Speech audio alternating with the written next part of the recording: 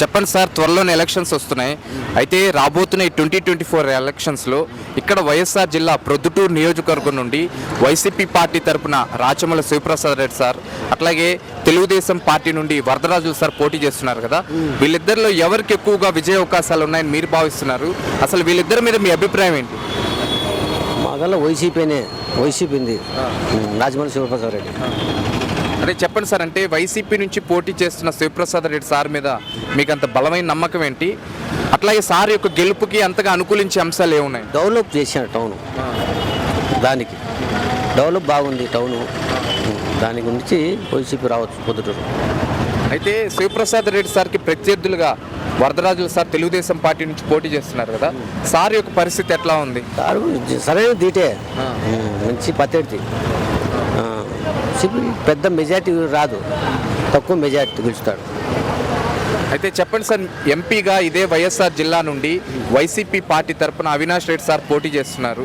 సార్కి ప్రత్యర్థులుగా తెలుగుదేశం పార్టీ నుండి భూపేష్ రెడ్డి సార్, షర్మిలమ్మ కాంగ్రెస్ పార్టీ నుండి పోటీ చేస్తున్నారు కదా. వీళ్ళ ముగ్గురు యొక్క విజయ అవకాశాలు ఎట్లా ఉన్నాయంటారు? విజయ అవకాశాలు 2 లక్షల మెజార్టీ గెలుస్తాడు అవినాష్ రెడ్డి వైసీపీ. ఏంటి సార్, అంటే అవినాష్ రెడ్డి సార్ మీద మీకు అంత బలమైన నమ్మకం ఏంటి? కాదు, అతను మంచివాడు. భూపేష్ రెడ్డి కొత్తగా వచ్చాడు కాబట్టి అంత లేదు, కాంగ్రెస్కి బేసేవాడు లేడు, అది విషయం. ఎన్నికలు వస్తున్నాయి కదా, అయితే రాబోతున్న ఈ 2024 ఎన్నికలకు సంబంధించి ఇక్కడ వైఎస్ఆర్ జిల్లా ప్రొద్దుటూరు నియోజకవర్గం నుండి వైసీపీ తరపున శివప్రసాద్ రెడ్డి సార్ పోటీ చేస్తున్నారు. అట్లాగే తెలుగుదేశం పార్టీ నుండి వరదరాజులు సార్ పోటీ చేస్తున్నారు కదా. వీళ్ళిద్దరిలో ఎవరికి ఎక్కువగా విజయ అవకాశాలు ఉన్నాయని మీరు భావిస్తున్నారు? అట్లాగే వీళ్ళిద్దరి మీద మీ అభిప్రాయం చెప్పండి. సార్ జగన్ అన్న చేసినాడు కానీ అంత పర్వాలేదు, బాగా చేసినాడు. కానీ ఇది ఒక్కటి ఏమంటే మంది ఒక్కటి చేయలే, కానీ అందరికి బాగానే లెక్కలు వేసినాడు, చేసినాడు. అతని దగ్గర కూడా డబ్బు అనేది నిలవలేదు, తిరుగుతుంది డబ్బు ఒకటి. అది రావడం మటుకు మళ్ళీ జగన్ అన్న సీఎం అవుతాడు ఖాయం. ఏమంటే అదొకటి మంది అనేది ఒక రేటు తగ్గించేసి అది తగ్గిన వాళ్ళు అంత బాగుంటుందని నేను అనుకుంటాను. మీకు ఓవరాల్గా 5 ఏళ్లలో జగనన్న పరిపాలన ఎట్లా అనిపించింది అన్నయ్య? సంక్షేమ పథకాలు కానీ పెన్షన్లు కానీ అందరూ సరైన సమయంలోనే అందాయి అనుకుంటున్నారా? అందినాయి కదా, ఇంటింటి కాదు పిక్చర్ లెక్కలు తీసిపోయి చాలు. నేనని కాదు, మన ఊరని కాదు, గుత్తి గుంతకాలు చుట్టుపక్కల పల్లెలన్నీ చెప్తాను. టీవీలో చూసాను, టీవీనే చూసాంట, చెప్తాను జగనన్న గురించి. మళ్ళీ జగనన్ననే సీఎం అవుతాడు. నన్ను వస్తా అయినా అదొకటి తగ్గించగిన మళ్ళీ రాబోయే మన దేశం మటుకు ఇది అయినా మటుకు బాగా చేస్తారని నేను అనుకుంటాను మన దేశం. అయితే ఇదే వైఎస్ఆర్ జిల్లా నుండి ఎంపీగా అవినాష్ రెడ్డి సార్ పోటీ చేస్తున్నారు వైసీపీ పార్టీ తరఫున. సార్కు ప్రత్యర్థులుగా భూపేష్ రెడ్డి సార్ పోటీ చేస్తున్నారు తెలుగుదేశం పార్టీ నుండి. షర్మిలమ్మ కాంగ్రెస్ పార్టీ నుండి పోటీ చేస్తున్నారు కదా. వీళ్ళ ముగ్గురులో ఎవరికి ఎక్కువగా విజయ అవకాశాలు ఉన్నాయని మీరు భావిస్తున్నారు? ఎంపీకి ఇవన్నీ వాళ్ళకేం రావు, వచ్చే 30% వీళ్ళకు 70% జగనన్నకు వచ్చామన్న టౌన్ 30% వాళ్ళకి పోతాయి, అంతే అంతే తప్ప ఎక్కువ రాదు. జగనన్న మటుకు చుట్టుపక్కల సీఎం కావడం ఖాయం. అయితే కూటమిగా 3 పార్టీలు కలిసి వస్తున్నాయి కదన్న, తెలుగుదేశం, జనసేన, బీజేపీ. ఈ 3 పార్టీలుని వైసీపీ ఏ రకంగా ఢీ కొట్టగలదని అనుకుంటున్నారు? 3 పార్టీల జగనన్నే ఢీకొట్టు కదా, గెలుస్తారు జగనన్ననే. వీళ్ళన్నీ ఎంతమంది వచ్చాం ప్రయోజనము? ఎంతమంది వచ్చాం ప్రయోజనం? జగనన్న అంటానే అన్నాడు కదా, వాళ్ళు ఎంతమంది ముగ్గురు ఏకమైనా కానీ నేను ఒక్కని అంటాడు కదా, ఏదో మన జైలాకి చెప్పినాడు కదా, అదే అన్నాను కూడా నాకు నోట్లో రాలేదు జగనన్న చెప్పినది. అర్జునిలా వచ్చినాడు, అర్జునిగా గెలుస్తాడని. సార్ త్వరలోనే ఎలక్షన్స్ వస్తున్నాయి. అయితే రాబోతున్న ఈ 2024 ఎలక్షన్స్లో ఇక్కడ వైఎస్ఆర్ జిల్లా ప్రొద్దుటూరు నియోజకవర్గం నుండి వైసీపీ పార్టీ తరపున రాచమల శివప్రసాద్ రెడ్డి సార్, అట్లాగే తెలుగుదేశం పార్టీ నుండి వరదరాజులు సార్ పోటీ చేస్తున్నారు కదా. వీళ్ళిద్దరిలో ఎవరికి ఎక్కువగా విజయ అవకాశాలు ఉన్నాయని మీరు భావిస్తున్నారు? అసలు వీళ్ళిద్దరి మీద మీ అభిప్రాయం చెప్పండి. నంద్యాల వరదరాజురెడ్డి ఏ వీధిలోకి పోయినా, ఏ వార్డులోకి పోయినా కూడా ఆయనకే ఎక్కువ ఆయనకే ఒక 10 నుంచి 15 వరకు మెజార్టీ వస్తుందని అందరం అనుకుంటున్నాం. ఎవరికి సార్? నంద్యాల వరదరాజురెడ్డి. అంటే చెప్పండి సార్, వరదరాజుల సార్కి అంతగా అనుకూలించే అంశాలు ఏమున్నాయి గెలవటానికి? ఆయన మంచితనమే ఆయనకు. సరే, పోతే ఓవరాల్గా స్టేట్ వైడ్ ఈసారి ఏ పార్టీ గవర్నమెంట్ని ఫామ్ చేసేదానికి ఛాన్స్ ఉందంట? గవర్నమెంట్ ఫామ్ అయితే జగన్ ఇస్తాడని పోయిన అనుకుంటాం. ఇక్కడ ప్రొద్దుటూరు వరకు అయితే టీడీపీ వస్తుంది. అదే చెప్పండి సార్, మీకు ఓవరాల్గా ఈ 5 ఏళ్లలో జగనన్న పరిపాలన ఎట్లా అనిపించింది? సంక్షేమ పథకాలు కానీ పెన్షన్లు కానీ అందరికి సరైన సమయంలోనే అందాయి అనుకుంటున్నారా? జగన్ పరిపాలన అయితే బాగుంది. అర్హత ఉండే ప్రతి ఒక్కరికి పథకాలన్నీ వచ్చినాయి, అర్హత లేని మనకి రాదు. మీకు వ్యక్తిగతంగా ఏ సంక్షేమ పథకం బాగా మేలు చేసింది అని అనిపించింది? అన్నీ బాగానే ఉన్నాయి, అన్నీ బాగానే ఉన్నాయి. జగన్ పెట్టిన పథకాలు అన్నీ బాగానే ఉన్నాయి. సార్ అయితే ఇదే వైఎస్ఆర్ జిల్లా నుండి ఎంపీగా అవినాష్ రెడ్డి సార్ పోటీ చేస్తున్నారు వైసీపీ పార్టీ తరఫున. సార్కి ప్రత్యర్థులుగా తెలుగుదేశం పార్టీ నుండి భూపేష్ రెడ్డి సార్ పోటీ చేస్తున్నారు, షర్మిలమ్మ కాంగ్రెస్ పార్టీ నుండి పోటీ చేస్తున్నారు. వీళ్ళ ముగ్గురులో ఎవరికి ఎక్కువగా విజయ అవకాశాలు ఉన్నాయంటారు? అవినాష్ రెడ్డికి ఎక్కువ ఉంటాయి, అవినాష్ రెడ్డికి ఎక్కువ ఉంటాయి. అదే చెప్పండి సార్, అంటే అవినాష్ రెడ్డి సార్ మీద మీకు అంత బలమైన నమ్మకం ఏంటి? సార్ యొక్క గెలుపుకి అంతగా దోహదపడే అంశాలు ఏమున్నాయని? ఎవరు అయినా అనుకూలంగా పలుకుతాడు, ఏ హెల్ప్ కోసం పోయినా కూడా సాయం చేస్తాడు. ఎలక్షన్స్ వస్తున్నాయి. అయితే రాబోతున్న ఈ 2024 ఎలక్షన్స్లో ఇక్కడ వైఎస్ఆర్ జిల్లా ప్రొద్దుటూరు నియోజకవర్గం నుండి వైసీపీ పార్టీ తరపున శివప్రసాద్ రెడ్డి సార్, అట్లాగే తెలుగుదేశం పార్టీ తరపున వరదరాజులు సార్ పోటీ చేస్తున్నారు కదా. వీళ్ళిద్దరిలో ఎవరికి ఎక్కువగా విజయ అవకాశాలు ఉన్నాయని మీరు అనుకుంటున్నారు? అసలు వీళ్ళిద్దరి మీద మీ అభిప్రాయం చెప్పండి. నంద్యాల వరదరాజరెడ్డి పెద్ద ఆయన, సీనియర్ నాయకుడు, మితుబాసి, ఎవరి ఉద్దేశించి ప్రత్యేకంగా మాట్లాడే మనిషి కాదు. కక్షపూరితం అంటే అసలు ఆయనకు తెలియదు. ఎందుకంటే ఒక మనిషి ఎదుగుదలను ప్రోత్సహించే కానీ అతన్ని తించే రకం కాదు. కాబట్టి అతను అంటేనే జనాలలో మిన్నలేని అభిమానం ఎన్నంటుతూ ఉంటుంది. సార్ అయితే మీకు ఓవరాల్గా 5 ఏళ్లలో జగనన్న పరిపాలన ఎట్లా అనిపించింది? సంక్షేమ పథకాలు కానీ పెన్షన్లు కానీ అందరికి సరైన సమయంలోనే అందే అనుకుంటున్నారు?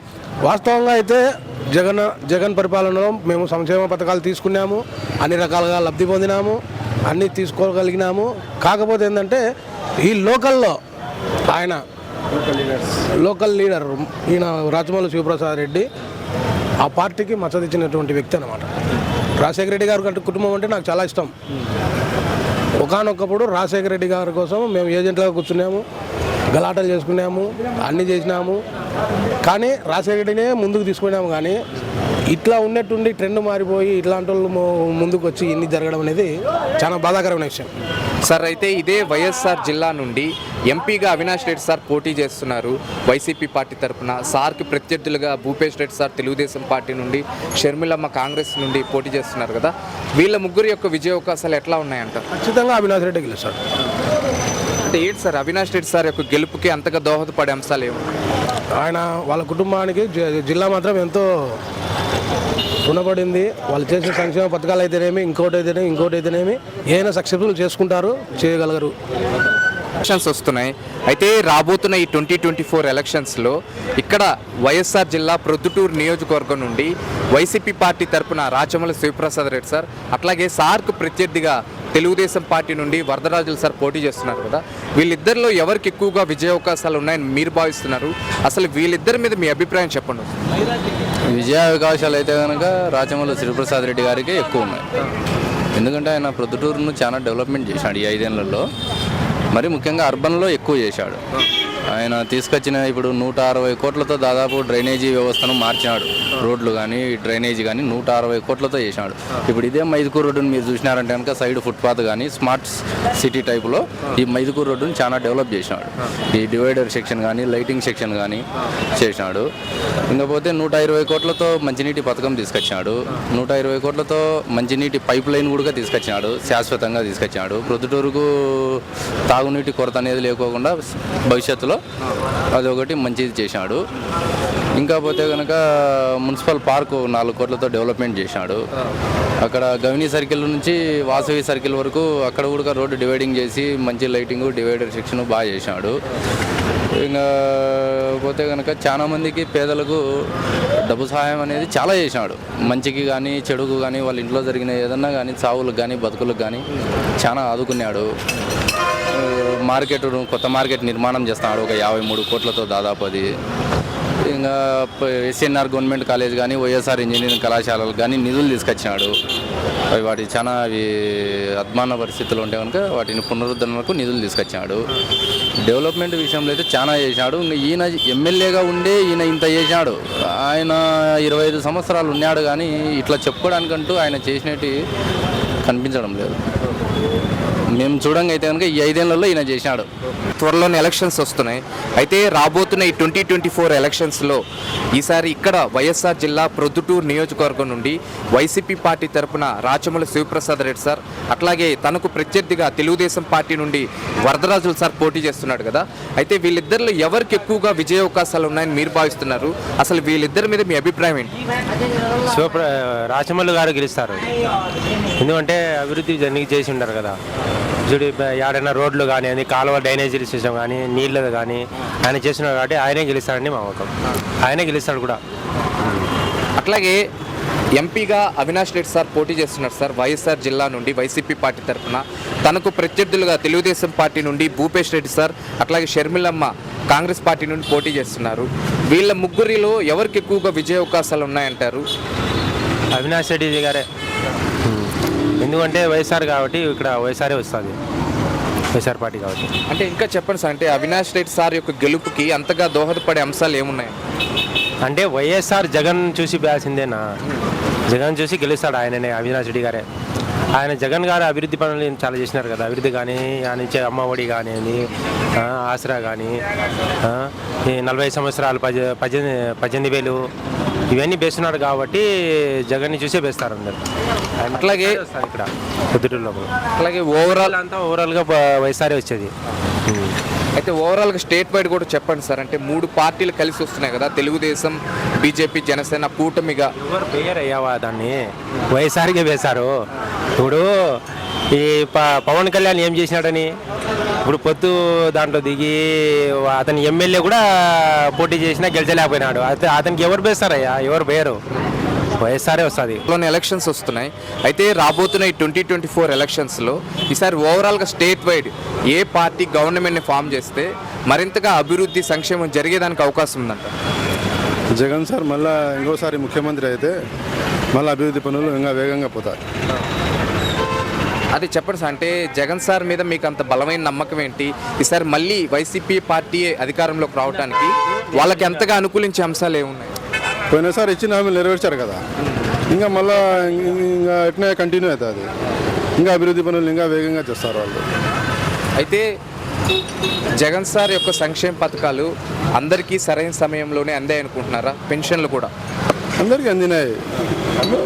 అందరికీ ఇప్పుడు 99% వాళ్ళు అమలు చేశారు కదా. ఒకటో రెండో ఉంటాయి, అది కూడా నెక్స్ట్ గవర్నమెంట్ వస్తే అది కూడా చేస్తారు సార్. అయితే స్టేట్ వైడ్ చూసుకుంటే 3 పార్టీలు కలిసి వస్తున్నాయి, తెలుగుదేశం, బీజేపీ, జనసేన కూటమిగా. సో ఈ 3 పార్టీలని సింగిల్గా ఉన్న వైసీపీ పార్టీ ఏ రకంగా ఢీ కొట్టగలదు అని మీరు అనుకుంటున్నారు? వాళ్ళు 3 కలిసినా 4 కలిసినా ప్రజలు మాత్రం ఒక నిర్ణయానికి వచ్చి ఉండారు. ఎంతమంది కలిసినా ఇబ్బంది ఏం లేదు, జగనే గెలుస్తాడు. సార్ ఇక్కడ ప్రొద్దుటూరు నియోజకవర్గం పరిస్థితి చెప్పండి సార్. వైసీపీ పార్టీ నుండి శివప్రసాద్ రెడ్డి సార్ పోటీ చేస్తున్నారు. అట్లాగే తెలుగుదేశం పార్టీ నుండి వరదరాజులు సార్ పోటీ చేస్తున్నారు. వీళ్ళిద్దరిలో ఎవరు గెలిచేదానికి ఛాన్స్ ఉంది? రాచమల్లు శివప్రసాద్ రెడ్డి గెలుస్తారు.